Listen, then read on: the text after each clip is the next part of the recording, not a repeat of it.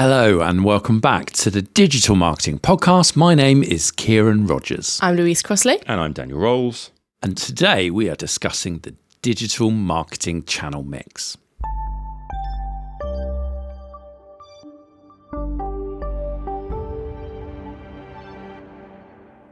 So let's start by defining what this is. And it gets a little bit of confusion because you've got the idea of marketing mix. And with marketing mix, you get into those traditional models of the 5 Ps, product placement, all those kind of promotion and so on. This isn't that. This is your channel mix. So this is fundamentally saying how much should you focus on SEO, how much on paid search, how much on Twitter, how much Facebook, how much LinkedIn, how much email, etc., etc. And the key to this is that we spend all this time planning what we're going to do. We decide these are the most appropriate channels, and then we just go and do it, and that's it. Okay. Now that might be really well informed. It might be based on our previous experience, what our customers use, what we're good at. There's all those factors you need to take into account. But generally, it's not. It's a bit arbitrary. It's a bit, it's what we do.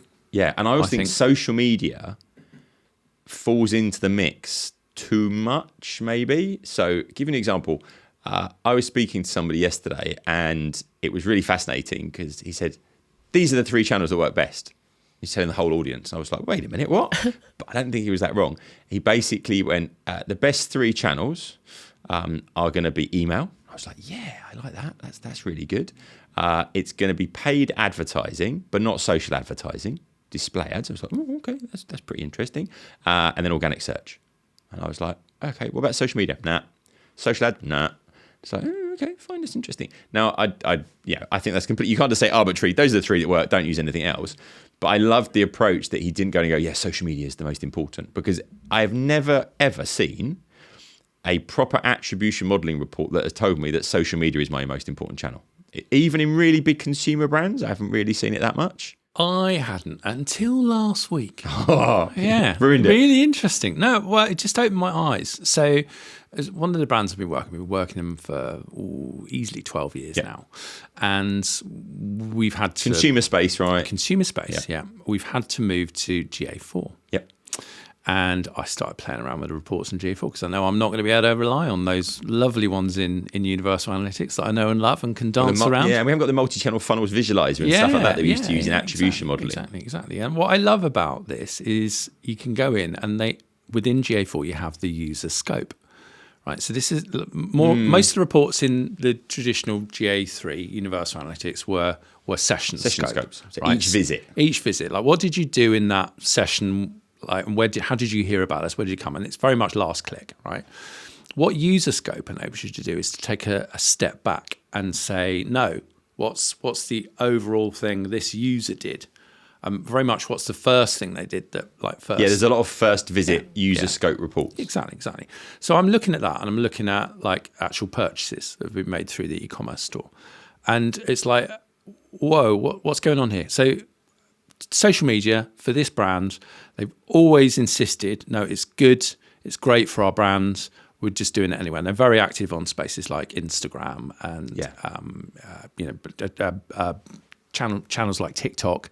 Like they really feel that works because you get a lot of attention. It's visual, from it. right? Yeah, so it's quite visual. They're very much in the fashion space.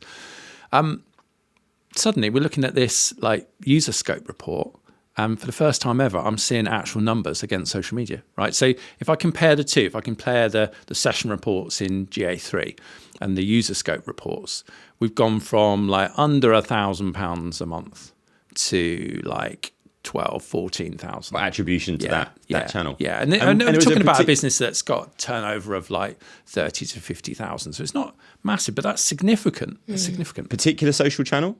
A lot of stuff through Instagram, actually. Interesting. Yeah, and what fascinates me, I've always had hang-ups with Instagram because they like Meta. Why do you make it so hard to track the results from it? Well, from Instagram? Much of it you're not getting click unless it's on a story and unless it's on a profile link. You're not even getting that traffic. But that's interesting. A lot of dark social in there. Yeah. But you see, from a user, and this is the exciting thing. Like suddenly, it's starting to pick up on a lot more of that, and it starts to go. Actually, these users did click on the link in bio, and they clearly have definitely been attributed to that channel, or we've put this big piece of work in to make sure that every single thing, if there is Tracking a link, code. is tracking codes. We've got UTM tracking codes in there.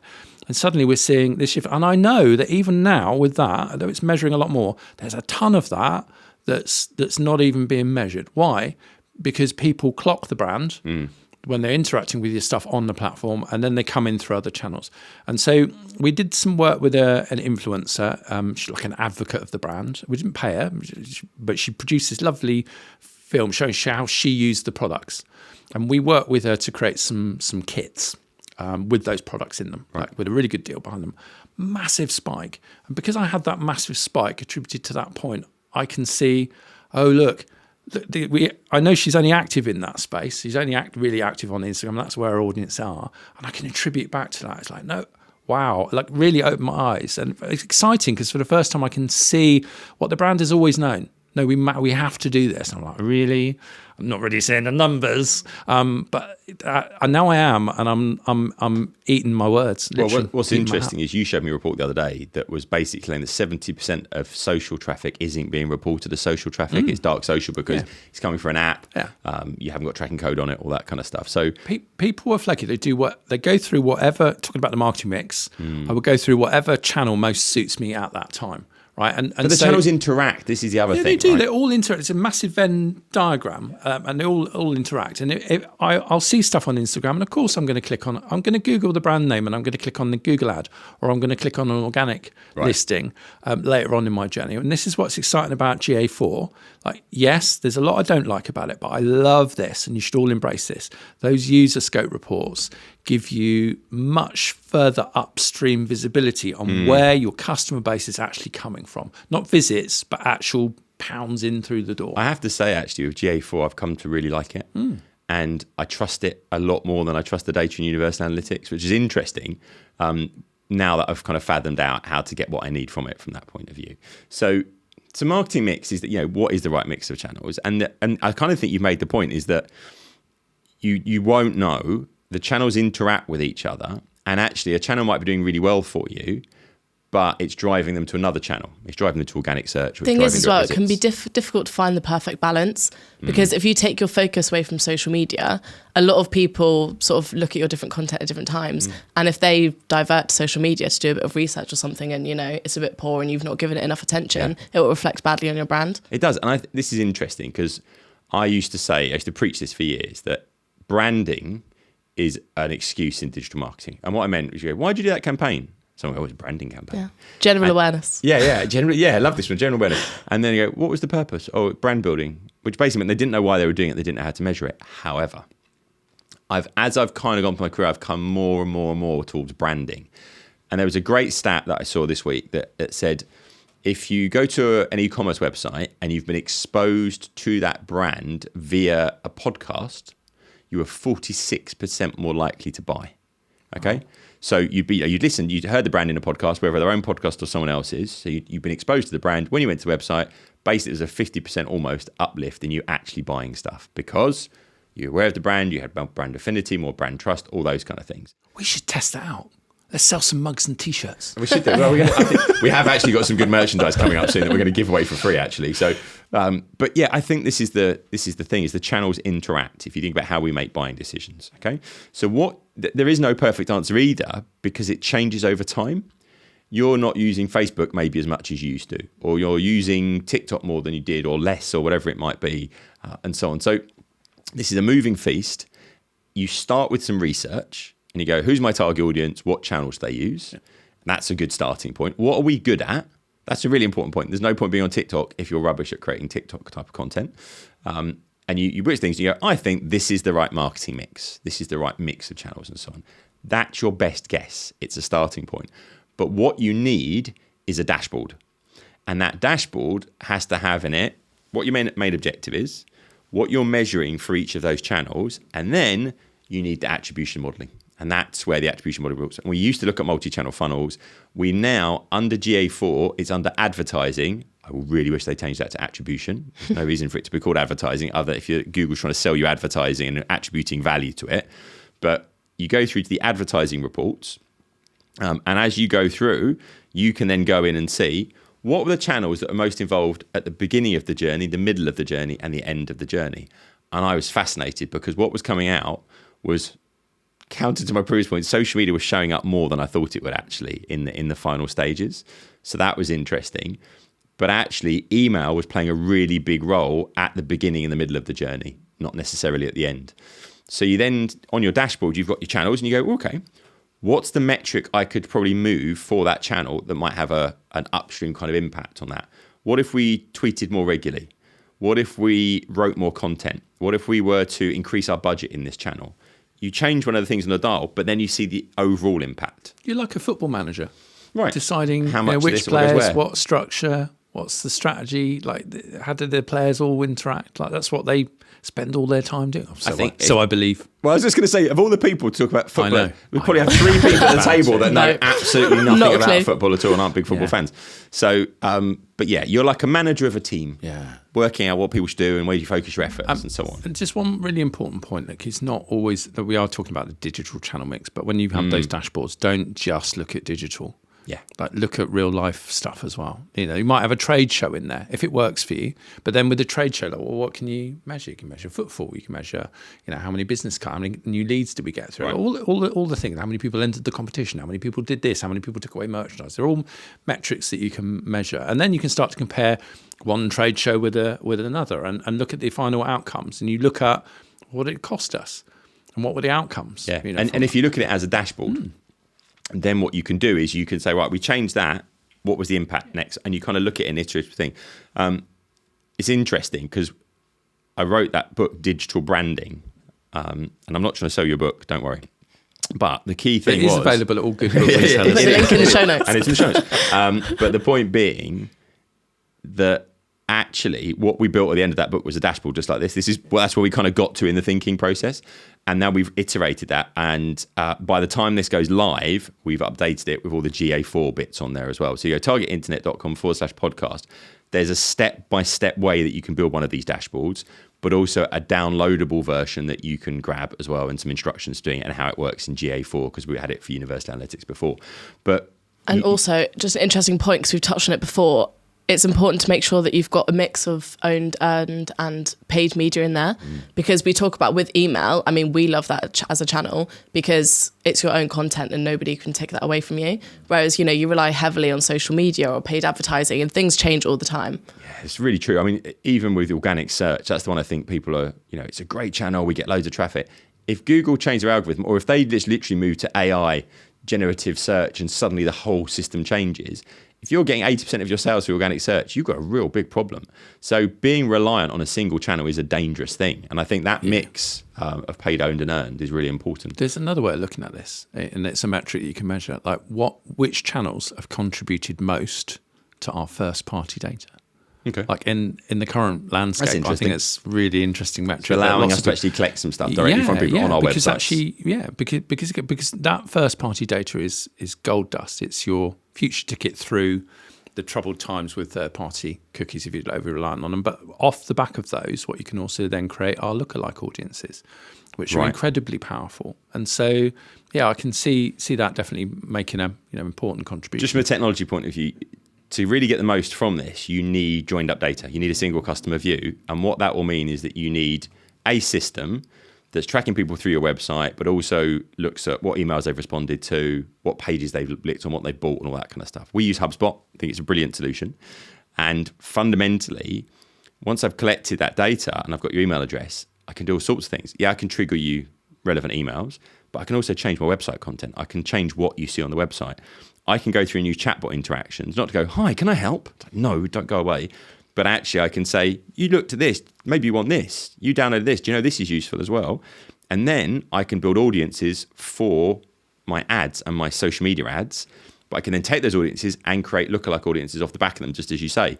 So actually with third-party cookies declining, moving more towards first-party data is going to allow us to do a more effective marketing channel mix.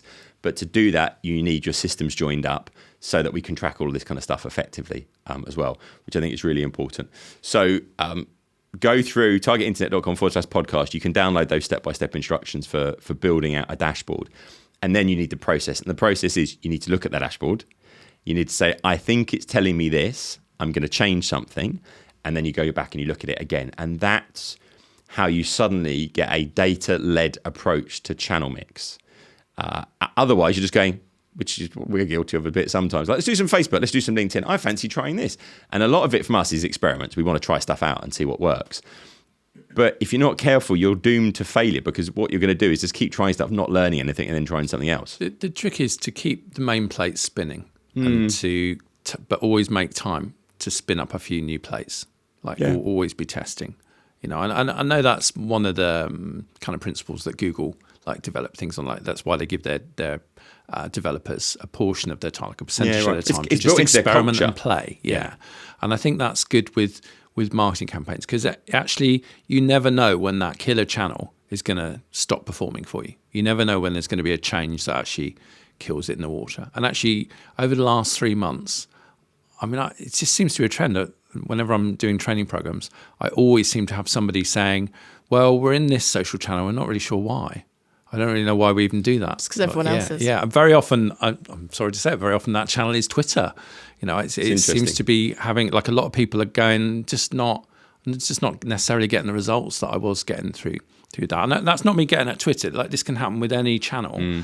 And there's only two things you can do. You need to stop doing it altogether, or you can change your approach. Do it better. Yeah, and take a look. What are we doing and how are we doing? And maybe that's the problem. It's not. Don't always throw the baby out with the bathwater when you're looking at your marketing mix. And sometimes you have to just take a step back and get strategic. And well, who is now there, and how are we interacting? Is that the right way of doing it? One problem with Twitter that I found particularly, and again, it's not. I still love Twitter. I find it really useful.